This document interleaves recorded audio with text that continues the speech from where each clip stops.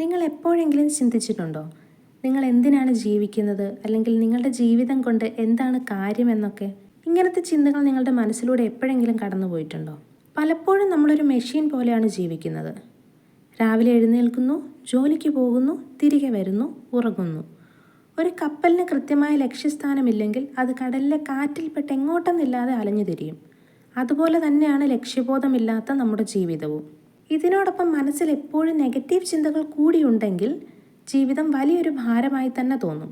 ഇന്ന് നമ്മൾ സംസാരിക്കുന്നത് നമ്മുടെ ചിന്താരീതിയെ പോസിറ്റീവ് ആക്കിക്കൊണ്ട് എങ്ങനെ ജീവിതത്തിൽ ഒരു യഥാർത്ഥ ലക്ഷ്യം കണ്ടെത്താം എന്നതിനെക്കുറിച്ചാണ്. നിങ്ങളുടെ ജീവിതത്തെ കൂടുതൽ അർത്ഥവത്താക്കാൻ ഈ വീഡിയോ നിങ്ങളെ സഹായിക്കും. പോസിറ്റീവ് തിങ്കിങ് എന്ന് കേൾക്കുമ്പോൾ പലരും വിചാരിക്കുന്നത് ജീവിതത്തിൽ എന്ത് സങ്കടം വന്നാലും എപ്പോഴും ചിരിച്ചുകൊണ്ടിരിക്കണമെന്നാണ്.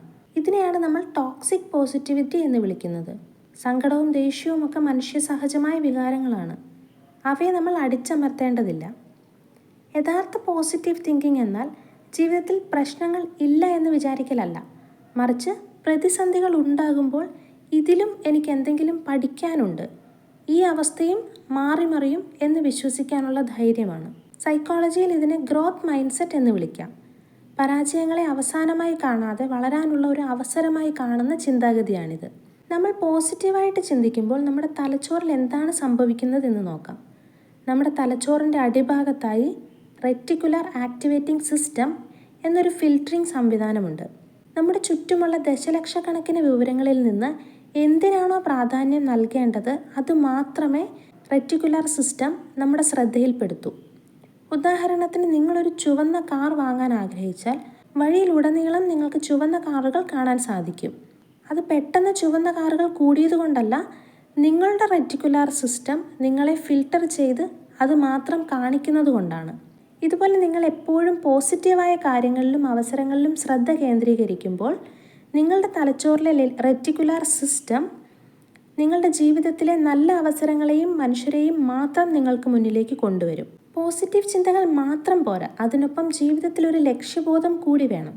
ജീവിതം ലക്ഷ്യബോധമുള്ളതാക്കാനുള്ള ഒന്നാമത്തെ വഴി നിങ്ങളുടെ ലക്ഷ്യങ്ങൾ കൃത്യമായി എഴുതി വയ്ക്കുക എന്നതാണ്. നിങ്ങളുടെ ലക്ഷ്യങ്ങൾ എപ്പോഴും വ്യക്തവും പ്രായോഗികവുമായിരിക്കണം. അതോടൊപ്പം തന്നെ അത് നിങ്ങളുടെ ജീവിതത്തോട് ബന്ധമുള്ളതും എന്നാൽ കൃത്യമായ സമയപരിധിയിൽ നിങ്ങൾക്ക് അച്ചീവ് ചെയ്യാൻ പറ്റുന്ന ഗോളുമായിരിക്കണം. നിങ്ങളുടെ വലിയ ലക്ഷ്യങ്ങളെ ചെറിയ ടാസ്കുകളായി മാറ്റുക.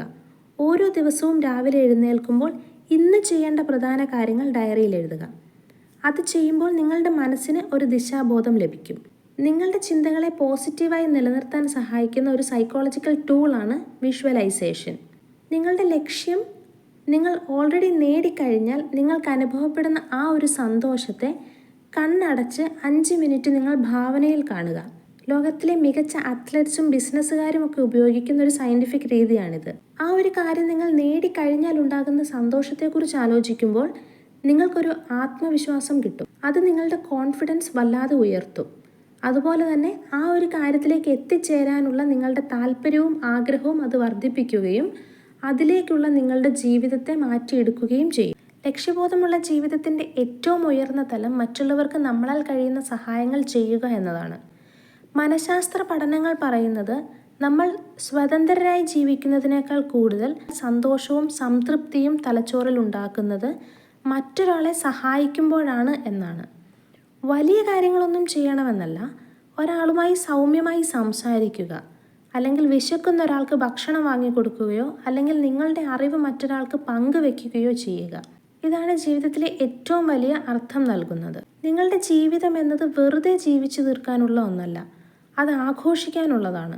പോസിറ്റീവായി ചിന്തിക്കുക എന്നാൽ ജീവിതത്തിൽ ഒരിക്കലും വീണുപോകില്ല എന്നല്ല, മറിച്ച് വീഴുമ്പോഴൊക്കെ കൂടുതൽ കരുത്തോടെ എഴുന്നേൽക്കും എന്ന ഉറപ്പാണിത്.